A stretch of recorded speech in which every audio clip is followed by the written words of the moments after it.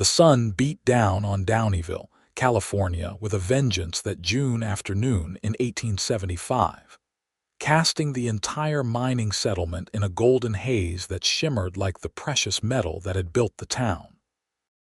Delilah Greenwood stood at the edge of the general store's porch, one hand pressed against her swollen belly, the other clutching a small paper list of supplies. At 26, she was no stranger to hardship, having survived the journey west after losing her husband to typhoid fever just 6 months prior, but the relentless heat was proving to be a formidable enemy. Levi Youngblood didn't notice her at first. The 31-year-old cowboy was too busy securing his dappled gray stallion to the hitching post, his thoughts consumed with the cattle drive he'd just completed for the Patterson Ranch. Dust clung to his sun-weathered face and coated his worn leather vest, but there was a satisfied gleam in his blue eyes. Another job well done meant money in his pocket, and perhaps a few days' rest before the next hire. "Miss, are you all right?" called Martha Wilson, the shopkeeper's wife, her voice cutting through the afternoon stillness. Delilah's voice came out faint, barely audible. "I just need a moment to catch my breath." She tried to step forward, but the world tilted suddenly, colors blurring and sounds distorting. "My baby," she whispered as her knees buckled. Levi turned at the commotion just in time to see the pregnant woman collapse. He moved without thinking, covering the distance between them in 3 long strides, catching her before she hit the wooden planks. Her skin was alarmingly hot to the touch, her face flushed deep red. "She needs a doctor," Martha said, wringing her hands. "The heat's gotten to her something fierce."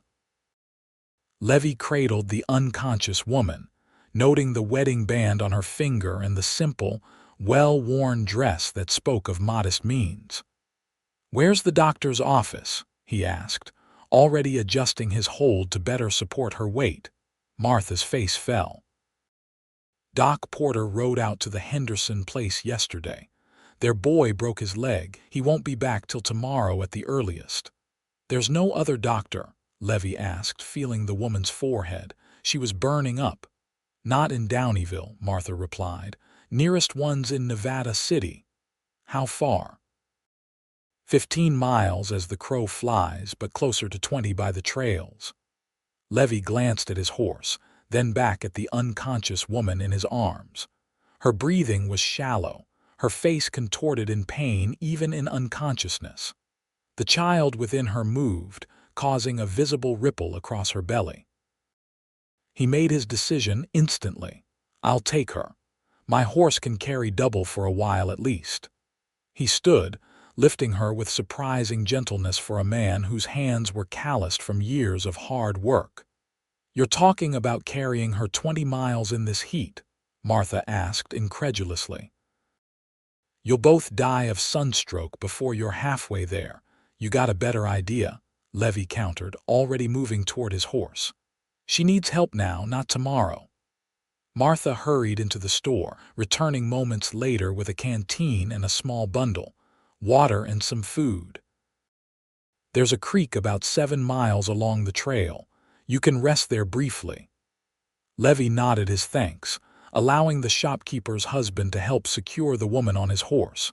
He mounted behind her, one arm holding her steady against his chest. "What's her name?" he asked as he gathered the reins. "Delilah Greenwood," Martha answered. "Widow. Husband died on the trail west. She's been taking in laundry since she arrived 3 months back." Levi nodded, committing the name to memory. "If Doc Porter returns early, tell him to follow the Nevada City trail." With that, he urged his horse forward, the unconscious Delilah Greenwood secure in his grasp. The settlement of Downieville quickly fell away behind them as Levi guided his mount toward the wilderness that separated them from help. The trail climbed steadily upward, winding through pine forests that offered sporadic relief from the sun. Levi kept his pace moderate, mindful of the double burden his horse carried and the dangerous heat. Occasionally, Delilah would stir, mumbling incoherently before slipping back into unconsciousness. Each time, Levi would slow the horse and check her pulse, relief flooding him when he found it still beating steadily, if too rapidly for comfort. 2 hours into their journey, Delilah awakened with a gasp, her body tensing against his. "Easy now," Levi murmured, slowing his horse to a stop in a small clearing. "You're safe, Mrs. Greenwood." Delilah turned her head slightly, confusion evident in her fever-bright eyes. "Who? Where am I?" "Name's Levi Youngblood. You collapsed in town. I'm taking you to the doctor in Nevada City." Her hand flew to her stomach. "My baby's still there," Levi assured her. "Seems lively, too, from the kicks I've been feeling against my arm." A ghost of a smile touched her lips before pain creased her brow. "So hot," she murmured. Levi reached for the canteen. "Can you drink?" She nodded weakly, and he held the water to her lips, allowing her small sips. "Thank you, Mr. Youngblood." "Levi's fine, madam.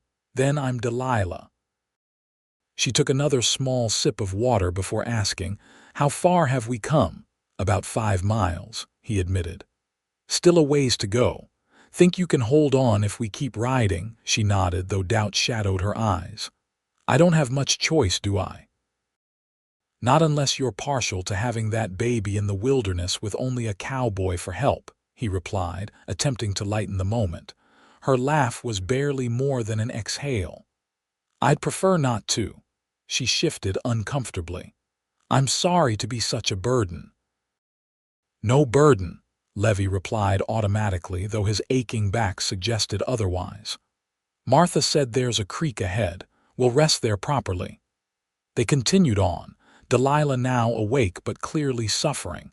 She leaned heavily against Levi's chest, her breathing labored.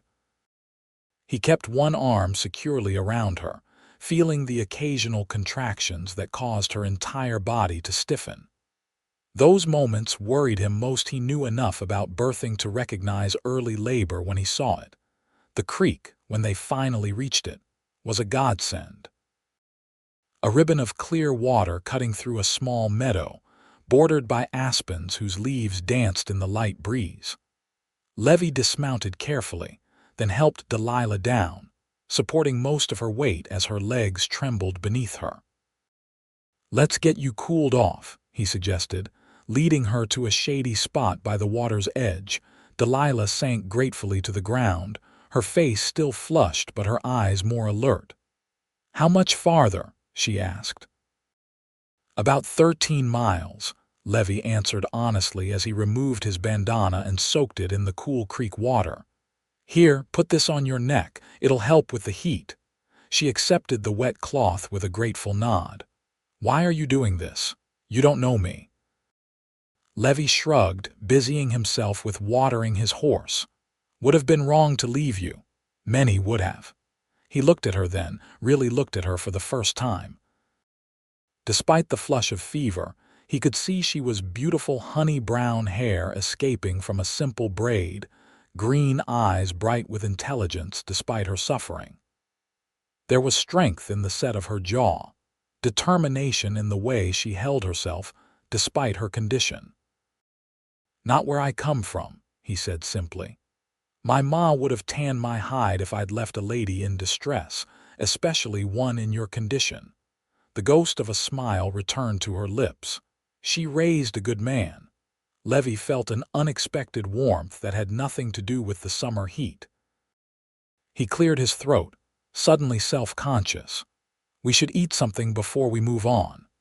They shared the simple provisions Martha had provided: jerky, hard biscuits, and dried apples. Delilah ate little but managed to drink more water, which relieved Levi's immediate concerns about dehydration. "Tell me about yourself," she requested as they rested, "to keep my mind off." She gestured vaguely at her stomach. Levi wasn't a man accustomed to talking about himself, but he found the words coming easier than expected. He told her about growing up on a small ranch in Texas, about losing that ranch during the war, about the years since spent driving cattle and breaking horses across the Western Territories.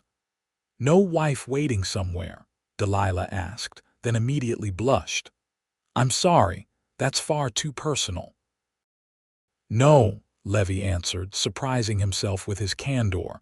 "Never found the time or the right woman."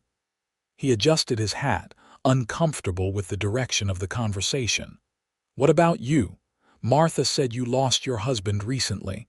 I'm sorry for that." Sadness flickered across Delilah's features. "Thomas died 6 months ago. Typhoid. We were on our way to California for a fresh start." Her hand caressed her belly. "He never knew about the baby," Levi nodded, unsure what comfort he could offer. "That's a heavy burden to carry alone." "I've managed," she said with quiet dignity. "Taking in laundry, mending. The people in Downieville have been kind enough." Before Levi could respond, Delilah gasped, her body going rigid as another contraction seized her. This one seemed stronger than the previous ones, her face contorting in pain as she gripped the fabric of her dress. "They're getting closer together," she admitted when the pain subsided, fear evident in her voice. Levi felt a flicker of panic himself, but kept his expression neutral. "Then we'd best get moving. Think you can ride a bit more?" She nodded, though he could see the doubt in her eyes. "I can try." Getting back on the trail proved more difficult than anticipated. Delilah was weaker than before, the brief rest having seemingly drained rather than restored her energy. The sun still beat down mercilessly, though its angle had shifted as afternoon progressed toward evening. 2 miles further along the trail, disaster struck. Delilah's body suddenly convulsed with another contraction, this one so violent that she cried out, nearly toppling from the horse despite Levi's secure hold. "Whoa," Levi called, reining his mount to a halt. Delilah, her eyes were wide with panic. "Something's wrong." "It's too early for the baby, but the pains are coming fast." Levi felt a cold dread settle in his stomach. They were still at least 11 miles from Nevada City, in the middle of wilderness with no shelter and no help. His horse was tiring, unable to maintain the pace with double burden in such heat, and now it seemed the baby might not wait for their arrival. "We need to find shelter," he decided. "Somewhere you can lie down properly." "There's no time," Delilah gasped, gripping his arm with surprising strength. "The baby's coming." Levi scanned the terrain desperately. The trail ahead wound through dense forest with steep slopes on either side, nowhere suitable for what they needed. But a half-mile back, he remembered passing a small abandoned miner's cabin set back from the trail. "Hold on," he told her, turning his horse around. "I know a place." The return journey was agonizing. Every step the horse took seemed to increase Delilah's discomfort. By the time the dilapidated cabin came into view, she was barely conscious, her breathing shallow and rapid. The cabin was little more than a shack one-room with a sagging roof, abandoned when the gold played out. But it had walls, a door, and what remained of a crude bed frame in the corner. Levi helped Delilah inside, settling her as comfortably as possible on his bedroll spread over the wooden floor. "I need to check the baby," she whispered, her voice hoarse. Levi turned away, giving her what privacy he could in the confined space while she examined herself. "The head," she said, her voice tight with fear and pain. "I can feel it. The baby's coming now." Levi had helped birth countless foals and calves, but this was entirely different. Still, there was no choice. With as much gentleness as his rough hands could manage, he helped Delilah prepare for the birth, using his spare shirt torn into strips for clean cloths, positioning her as she directed. "I'm scared," she admitted as another contraction hit. "It's too early." "You're doing fine," Levi assured her, though he was far from certain.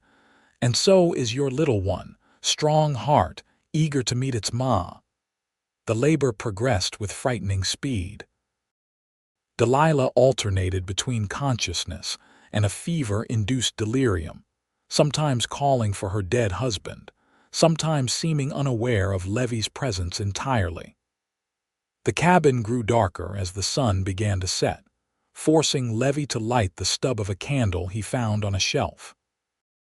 In the flickering light, he saw the moment change came over Delilah's face, a new determination breaking through the pain. "It's time," she gasped. "I need to push." What followed was the most harrowing and miraculous hour of Levi Youngblood's life. He knelt beside the laboring woman, offering what guidance and support he could, his heart hammering with anxiety each time she screamed or fell silent. The cabin walls seemed to close in around them, witness to this most intimate struggle between life and death. And then, suddenly, a new sound filled the small space, the indignant cry of a newborn taking its first breath. "A boy," Levi announced, his voice thick with emotion as he wrapped the tiny, red-faced infant in a clean section of his shirt. "You have a son, Delilah." Tears streamed down Delilah's face as Levi placed the squirming bundle on her chest. "Hello, little one," she whispered. "You're early, but you're here." The baby was small, too small. Levi thought with concern, but his lungs worked perfectly as he announced his displeasure at his abrupt entry into the world. Delilah's fever seemed to have broken during the birth, her face now merely flushed from exertion, rather than burning with unnatural heat. Levi busied himself with the necessary aftermath of birth, working with an efficiency born of practical experience with livestock, though with infinitely more gentleness. When he'd done all he could, he stepped outside briefly to catch his breath and gather his thoughts. The night air was cool against his skin, a blessed relief after the heat of the day and the close confines of the cabin. Stars glittered overhead, indifferent to the drama that had unfolded beneath them. Levi found himself offering a silent prayer of thanks to whatever higher power might be listening. Inside, he found Delilah still awake, her son nursing at her breast. She looked up as he entered, an exhausted but radiant smile on her face. "We still need to get you both to a doctor," Levi said, settling on the floor across from her. "First light, we'll head out." "You've already done more than anyone could ask," Delilah replied softly. "I don't know how to thank you." Levi shook his head. "No thanks needed." "I'm just glad you're both all right." He hesitated, then asked, "What will you call him?" Delilah looked down at her son's tiny face. "Thomas, after his father," she said, then glanced up with a shy smile. "And Levi, after the man who saved us both." Something tightened in Levi's chest, a feeling he couldn't quite name. "That's a mighty fine name," he managed. "It is," she agreed, then her expression grew serious. "I don't know what happens tomorrow, Mr. Youngblood, but today you've earned my eternal gratitude. Whatever the future holds, I won't forget what you did." "Get some rest," Levi advised, uncomfortable with her gratitude. "Morning will be here before we know it." As Delilah drifted into an exhausted sleep, her son tucked securely against her side, Levi kept watch through the night.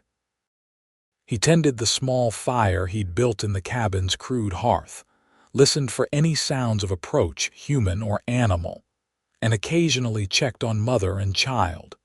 Each time he looked at them, that same indefinable feeling returned. He'd spent his life wandering, never staying in one place long enough to form attachments. Yet in the space of a single day, this woman and her newborn son had somehow worked their way under his skin. Dawn broke with tentative fingers of light stretching through the cabin's single window. Levi had dozed fitfully but was instantly alert when Delilah stirred. To his relief, she seemed stronger, the dangerous fever completely gone. Little Thomas was fussing quietly, his tiny fists waving in the air. "How are you feeling?" Levi asked, offering her water. "Better," she replied, accepting the drink gratefully. "Still weak, but better. Think you can travel? We should get you both to that doctor." Delilah nodded, though apprehension crossed her features. "How will we manage with the baby?" It was a valid concern. The journey would be difficult enough for Delilah in her weakened state. Adding a newborn complicated matters significantly. Levi thought for a moment, then removed his vest and fashioned it into a makeshift sling. "We'll secure him against your chest," he explained. "I'll hold you both steady." The preparations took longer than anticipated. Delilah needed help dressing, and little Thomas required attention before they could depart. By the time they were mounted on Levi's patient horse, the sun was well above the horizon, promising another scorching day. Their progress was painfully slow.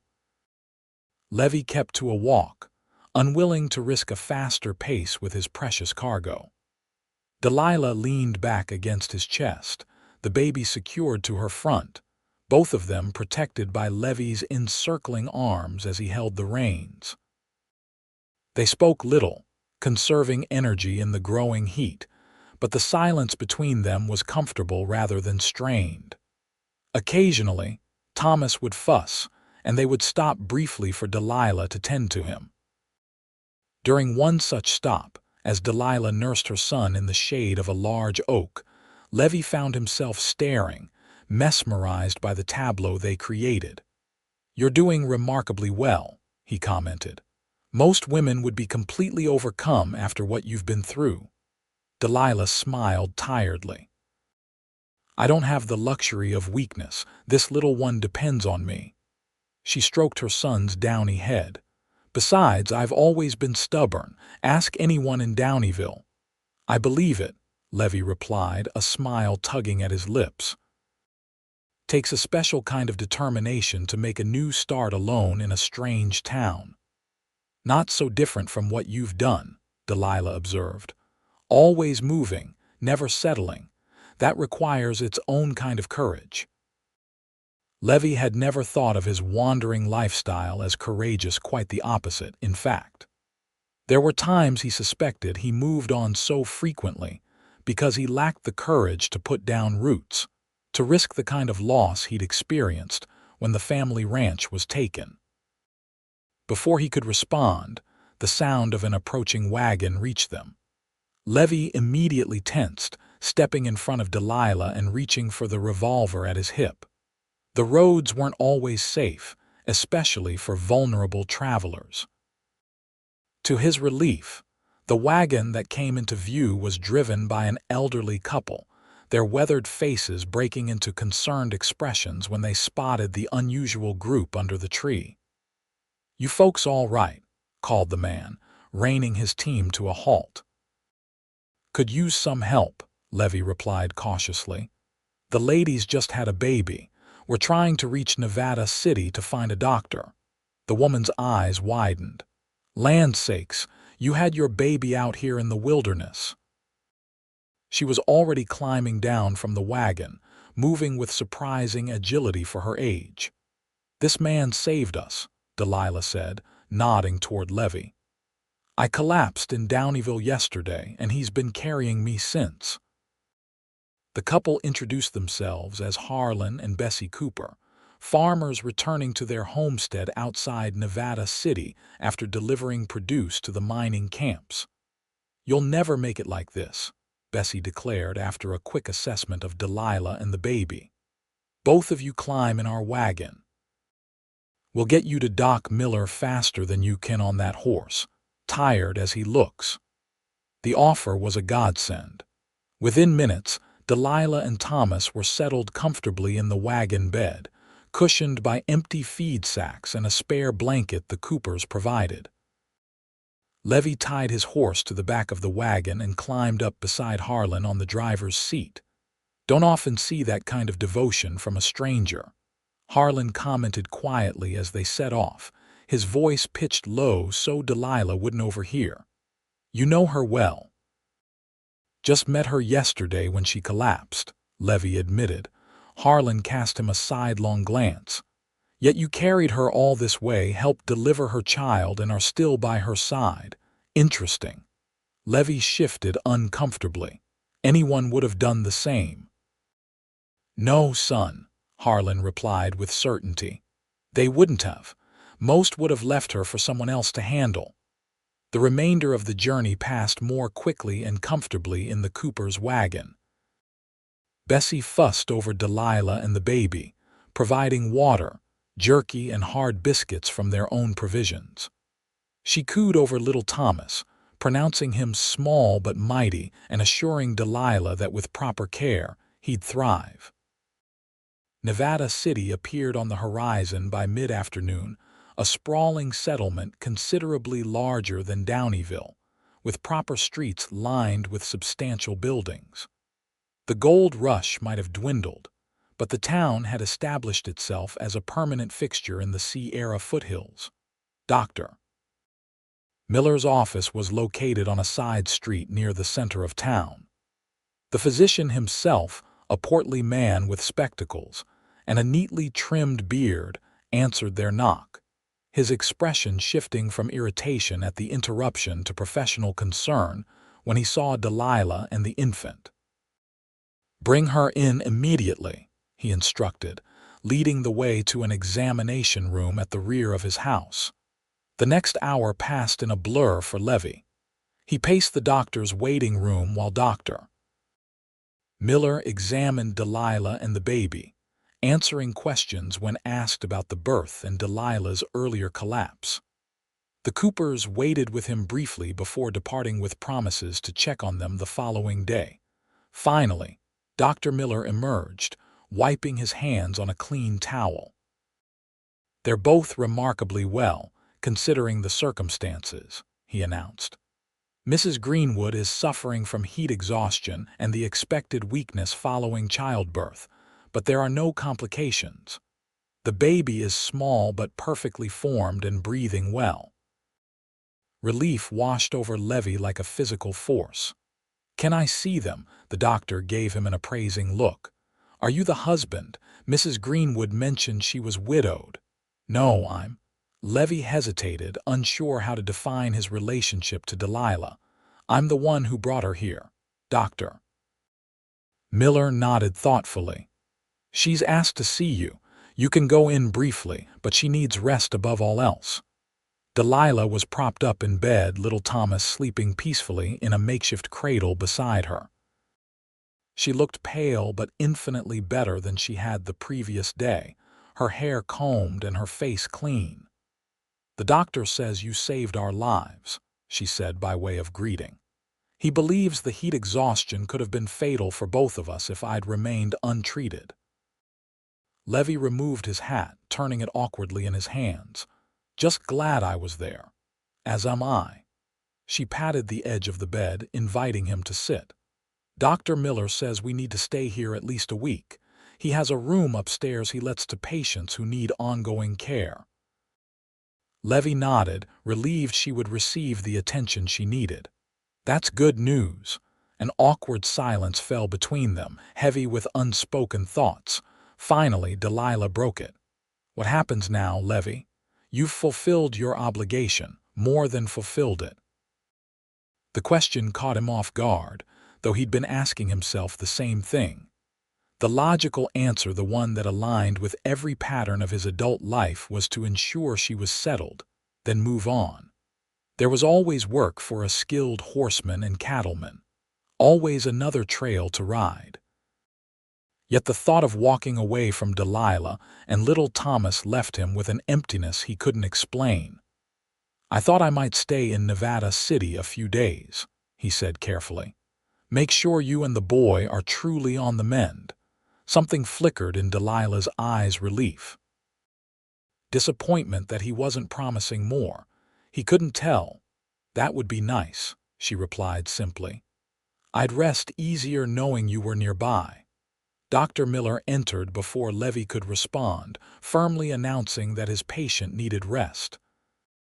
Levi stood, promising to return the following day, then found himself on the street outside the doctor's office, uncertain of his next move. Nevada City offered several decent hotels, but Levi opted for the simpler accommodations at the livery stable, where he could secure a place for his horse and a hayloft for himself at minimal cost. He needed to conserve his funds. The cattle drive payment would only stretch so far, and he had no immediate prospects for work. For the next 3 days, Levi fell into a routine. Mornings, he would visit Delilah and Thomas, bringing small gifts when he could afford them: fresh fruit from the market, a ribbon for her hair, a tiny hand-carved wooden horse for Thomas when he was older. Afternoons, he inquired about work, picking up odd jobs where he could: exercising a banker's horses, helping repair the roof of the mercantile, anything to earn a few dollars. Evenings, he returned to visit again, often staying until little Thomas was settled for the night. Sometimes they talked about Delilah's life before Downieville, about Levi's adventures on cattle drives, about their hopes and disappointments. Other times, they simply sat in comfortable silence, Thomas sleeping peacefully between them. On the 4th day, as Levi was leaving after his morning visit, Dr. Miller stopped him in the hallway.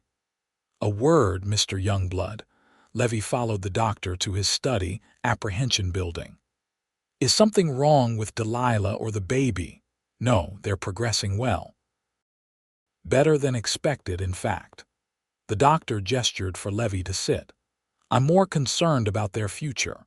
Mrs. Greenwood tells me she has a small rented room in Downieville where she's been taking in laundry to support herself." "That's right," Levi confirmed, unsure where this was heading. "Such work is inappropriate for a woman in her condition, especially with a newborn to care for." The doctor adjusted his spectacles.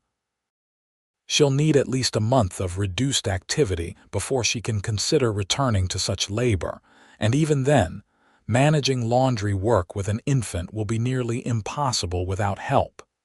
The implication hung in the air between them. Levi shifted uncomfortably. "What are you suggesting, doctor?" "I'm not suggesting anything," Dr. Miller replied mildly, "merely pointing out facts. Mrs. Greenwood is alone in the world with a newborn child and limited means of support.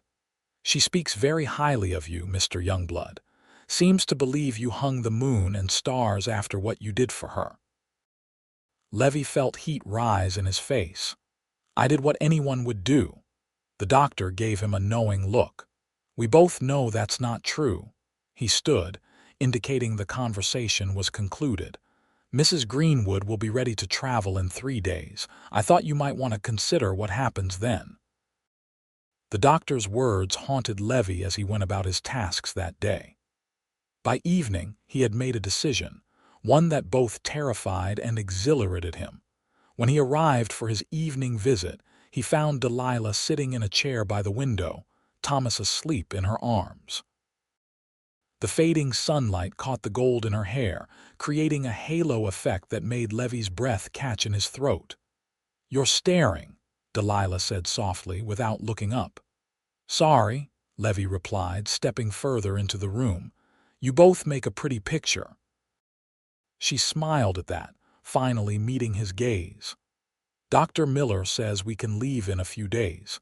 He's written a letter to Doc Porter in Downieville, explaining everything and providing instructions for Thomas's care." Levi nodded, gathering his courage. "I've been thinking about that."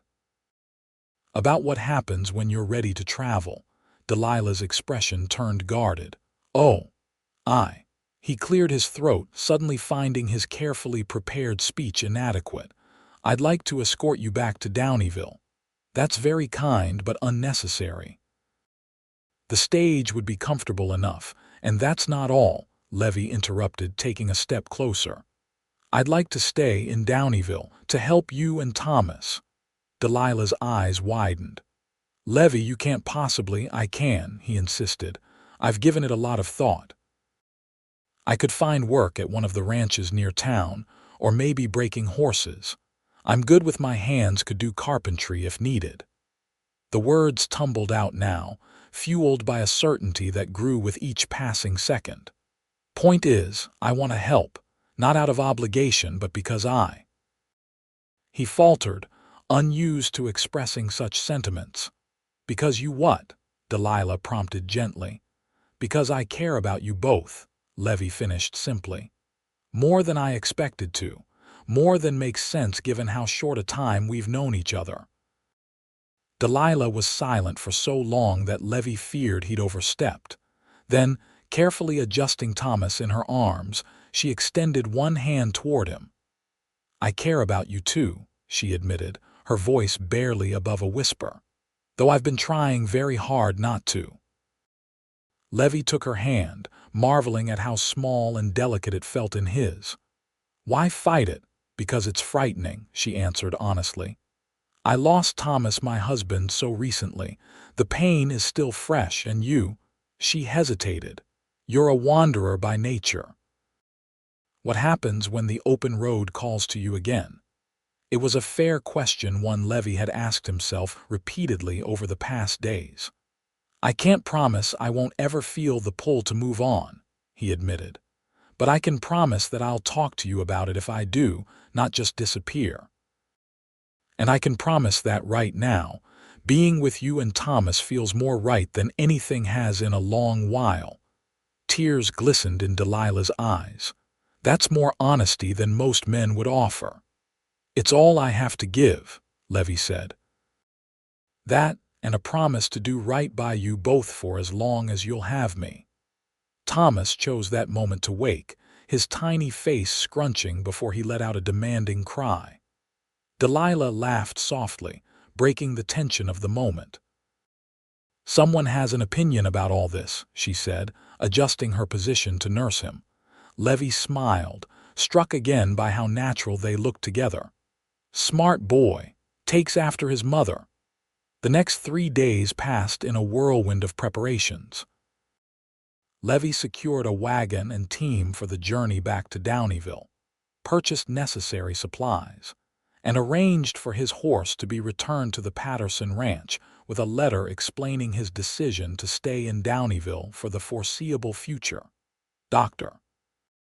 Miller provided detailed instructions for Thomas's care, emphasizing the importance of keeping the small infant warm and well fed. He expressed approval of Levi's plans to accompany them, noting that the journey would be much safer with a capable man along. On the morning of their departure, Harlan and Bessie Cooper appeared at the doctor's office, bearing a basket of provisions for the journey and a small handmade quilt for Thomas. Thought you might need this, Bessie said, presenting the quilt to Delilah. Made it these past few days, thinking of that brave little boy of yours. Delilah accepted the gift with tears in her eyes. This is too generous. I don't know how to thank you. No thanks needed, Harlan replied gruffly. Just glad we came along when we did. The journey back to Downieville took 2 days, as Levi insisted on frequent stops to ensure Delilah and Thomas remained comfortable. They traveled by easy stages, staying overnight at a roadside inn where the kindly proprietress fussed over the baby and provided them with adjoining rooms. As they approached Downieville, Delilah grew noticeably nervous. People will talk, she murmured as the town came into view. A man returning with me who wasn't there when I left. Let them talk, Levi replied with more confidence than he felt. He'd never much cared for town gossip, but he understood Delilah's concern for her reputation. We know the truth. And what is the truth exactly? She asked, glancing at him sidelong. What are we to each other, Levi? It was the question that had hovered between them since that evening in Dr. Miller's office. They'd spoken of caring for one another, of Levi's desire to help, but had carefully avoided defining their relationship more precisely. Friends, for now, Levi said carefully. Good friends who care deeply for each other. Anything more? Well, that's for us to decide together when the time is right. Delilah seemed satisfied with this answer, nodding as she adjusted the sleeping Thomas in her arms. Friends, then, though I suspect Downieville will assume much more. She was right. Their arrival created an immediate stir, with curious faces appearing in windows and doorways as they made their way to Delilah's small rented room behind the laundry where she worked. By the time they'd unloaded their minimal belongings, Martha Wilson from the general store was at the door, ostensibly bringing a welcome home gift but clearly burning with curiosity. "My stars, Delilah. When you left town you were alone, and now you return with a baby and a man," Martha exclaimed, peering past Delilah to where Levi stood awkwardly holding Thomas. "The whole town's buzzing." Delilah handled the situation with remarkable grace, explaining about her collapse, Levi's rescue, and Thomas's early arrival. She introduced Levi as the man who saved our lives, and made no attempt to define their relationship further, which of course only fueled Martha's curiosity. "And where will Mr. Youngblood be staying?" Martha asked, her eyebrows raised significantly. "I've taken a room at the boarding house," Levi interjected before Delilah could respond. "I'll be looking for work locally." This seemed to both disappoint and relieve Martha, who clearly had hoped for more scandalous arrangements. She departed soon after, undoubtedly to spread the news throughout Downieville. "That could have been worse," Delilah sighed once Martha had gone. She surveyed her small room with a critical eye. "It's not much, but it's clean and warm." The space was indeed modest, a single room with a narrow bed, a small table with 2 chairs, a chest for clothing, and a tiny cookstove in the corner. A curtained alcove contained a washing basin and chamber pot. Everything was meticulously clean but worn with age and use. "It's perfect," Levi said, meaning it. After years of sleeping under stars or in bunkhouses, the cozy space felt like luxury. "Though I meant what I said about the boarding house." Delilah smiled, taking Thomas from his arms. "I know you did, and it's proper, at least for now." She laid the baby in the drawer she'd prepared as a makeshift cradle. "But you'll be here often, to help with Thomas, as often as you'll allow," Levi promised. The next weeks established a rhythm to their unusual relationship. Levi found work at the livery stable and supplemented this income by breaking horses for local ranchers. He spent most evenings with Delilah and Thomas, often bringing dinner or supplies, helping with the baby so Delilah could rest.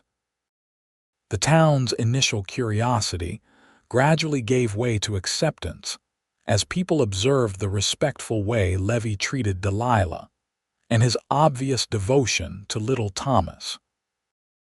Doc Porter, upon his return and examination of mother and child, declared them both healthy and commended Levi on his quick thinking and care. "Not many men would have done what you did," the doctor commented as he and Levi shared a drink at the local saloon one evening. "Carrying a woman you didn't know all that way, helping deliver the baby, takes a special kind of character." Levi shrugged off the praise. "She's special. They both are." The doctor gave him a knowing look. "Indeed they are, and when do you plan to make an honest woman of her?" Levi nearly choked on his whiskey. "I beg your pardon. Come now, Youngblood. Everyone in town can see the way you look at her, and she at you for that matter." Porter chuckled. "Life's short out here, too short to waste time dancing around what you both clearly want." The doctor's words stayed with Levi long after their conversation. Was it that obvious to everyone? And more importantly, was Porter right about Delilah's feelings? Levi found his answer the following Sunday. He'd accompanied Delilah and Thomas to the small church at the edge of town, a practice that had become their custom in recent weeks. Afterward, they took a gentle stroll along the river, Thomas securely bundled against Levi's chest in the sling Delilah had sewn. "You're good with him," Delilah observed as Thomas cooed contentedly. "He knows you already." "Smart boy," Levi replied, gently stroking the baby's cheek with one finger. knows who his friends are. Delilah stopped walking, turning to face him directly. Is that what we are, Levi, friends? The directness of her question caught him off guard. I thought we agreed to be friends for now, Delilah reminded him. It's been over a month since then. Levi swallowed hard, suddenly aware of how much depended on his answer. What would you like us to be? I asked you first, she countered, a smile playing at her lips despite the seriousness in her eyes. Levi took a deep breath. I'd like us to be more than friends, much more. Once started, the words came easier. I'd like us to be a family, you, me, and Thomas. I'd like to court you properly, Delilah Greenwood, with the intention of making you my wife if you'll have me. Her eyes widened, and for a moment, Levi feared he'd misread the situation entirely. Then she stepped forward, closing the distance between them, mindful of Thomas between them. I was beginning to think you'd never ask, she whispered, rising on tiptoes to press a gentle kiss to his lips. The kiss was brief but perfect, a promise of things to come. When they parted, Levi felt as though something fundamental had shifted within him. The restlessness that had driven him for years had quieted, replaced by a certainty he'd never experienced before. I want to do this right, he said, adjusting Thomas, who had fallen asleep against his chest. I'm not a wealthy man, but I can provide for you both. I can build us a home. Delilah's smile was radiant. I don't need wealth, Levi, just you. Their courtship progressed with the blessing of most of Downieville's residents, who viewed their unusual beginning as a romantic tale worth retelling. Levi continued his work at the livery while taking on additional carpentry projects, saving every penny he could. He located a small plot of land just outside town, a modest homestead claim that had been abandoned by a discouraged miner, and began the process of securing it as their own. 3 months after Thomas's birth, on a crisp October morning, Levi and Delilah were married in the same small church where they'd attended services together. Thomas, now plump and thriving, was held by Martha Wilson, who had appointed herself the baby's honorary grandmother.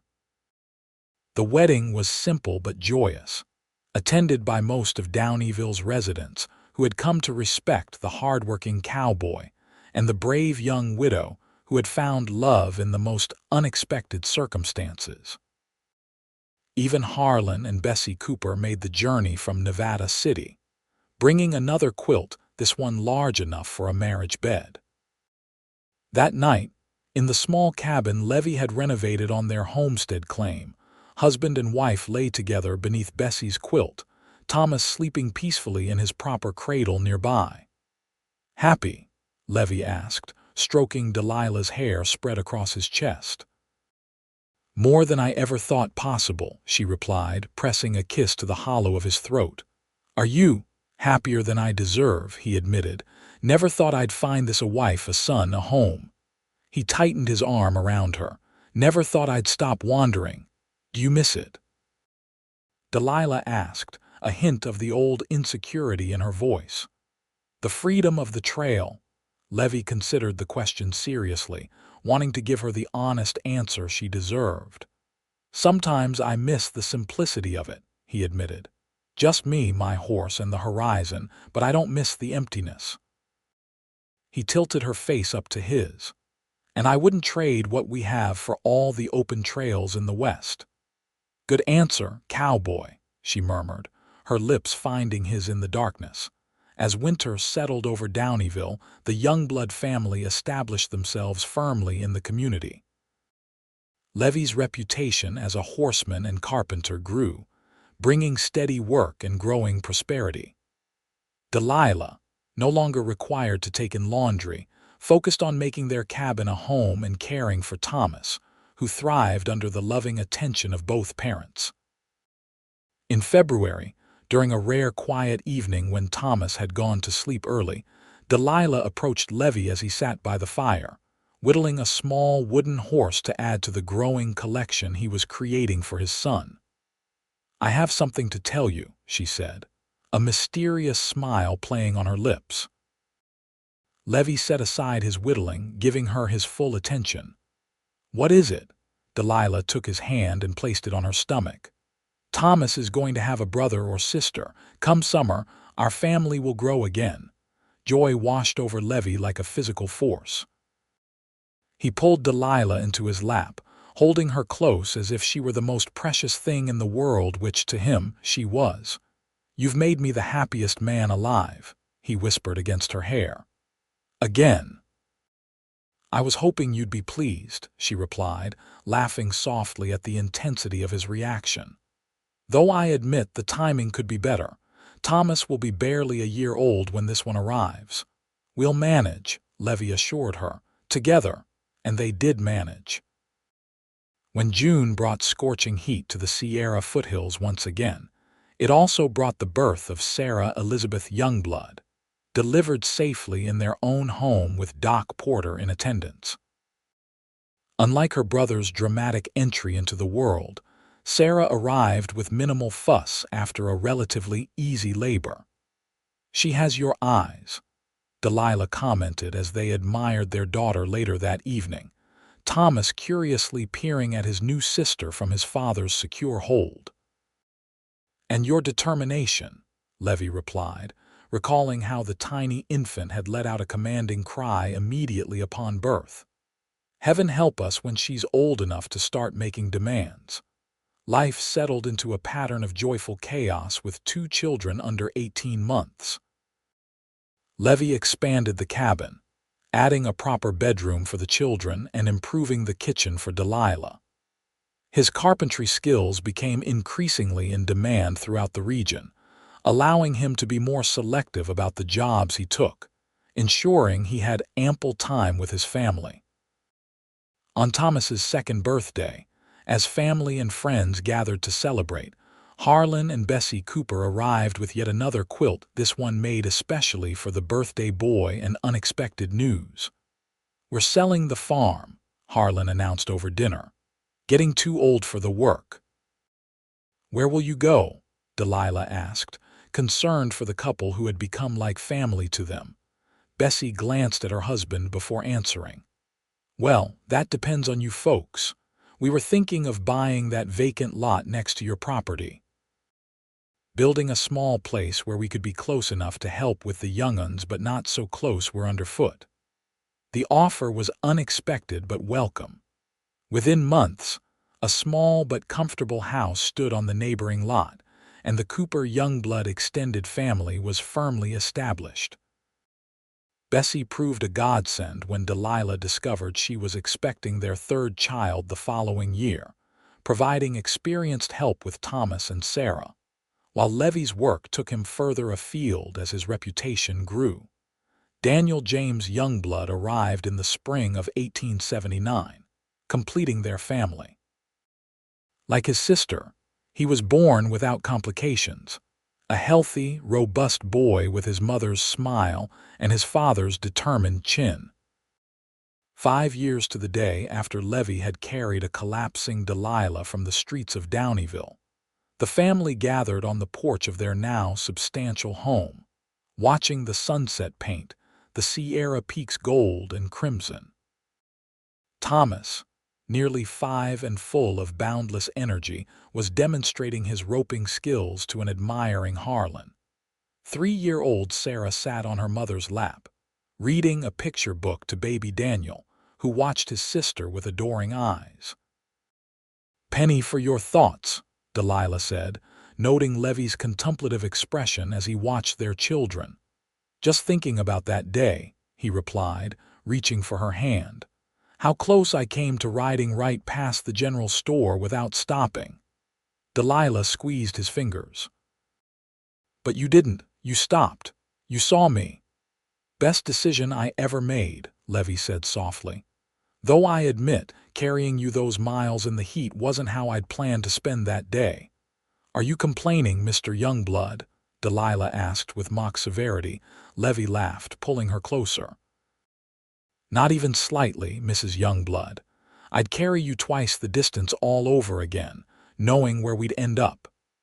As if on cue, Thomas abandoned his roping practice and ran to his parents, flinging himself against Levi's legs. "Papa, Uncle Harlan says I'm getting as good as you with a rope." Levi scooped up his son, tossing him in the air before settling him on his shoulders. "That's so. Better practice hard then, because I'm still pretty handy with a lariat." Sarah, not to be outdone, scrambled from her mother's lap to her father's side, arms raised in silent demand. Laughing, Levi lifted her as well, balancing a child on each arm as Delilah stood with Daniel on her hip. "Show off," she teased, leaning in to kiss him quickly. "Just making sure you remember why you keep me around," he replied with a wink. "For my strength and dashing good looks." "Among other qualities," Delilah agreed with a smile that still, after all these years, made his heart race. Later that night, with the children asleep and the house quiet, Levi and Delilah stood together at their bedroom window, looking out at the starlit sky above Downieville. "Any regrets?" Levi asked, his arms encircling her from behind. "About any of it," Delilah turned in his embrace, her hands coming to rest on his chest. "Not a single one." "You, just one," he admitted, his expression serious. Delilah stilled. "What's that? That I didn't find you sooner." His face broke into a smile as relief washed over her features. "Think of all the time we could have had." "We have plenty of time," Delilah assured him, rising on tiptoes to kiss him properly. "And 3 beautiful children to fill it." "And each other," Levi added, gathering her closer. "And each other," Delilah agreed, her head finding its familiar resting place against his shoulder. "Always." Outside, a soft summer breeze rustled the leaves of the oak trees Levi had planted when Thomas was born, trees now strong enough to provide shade for their children's play. Inside, sheltered by walls built with love and determination, the family he'd never expected to have slept peacefully, secure in the knowledge that they were exactly where they belonged. Levi Youngblood, once a restless wanderer, had found his true home not in a place, but in the hearts of the woman he'd carried through the wilderness, and the children who carried his name and his hopes for the future. As he held his sleeping wife, he offered a silent prayer of thanks for the twist of fate that had placed him in Downieville on that scorching June day, forever changing the course of his life. From a moment of crisis had bloomed a lifetime of joy, a journey that had begun with a pregnant woman fainting in the heat, and a cowboy who couldn't simply ride away. A journey that had led him, step by step, to the fullness of love he'd never known he was seeking until he found it in Delilah's eyes and in the family they had created together.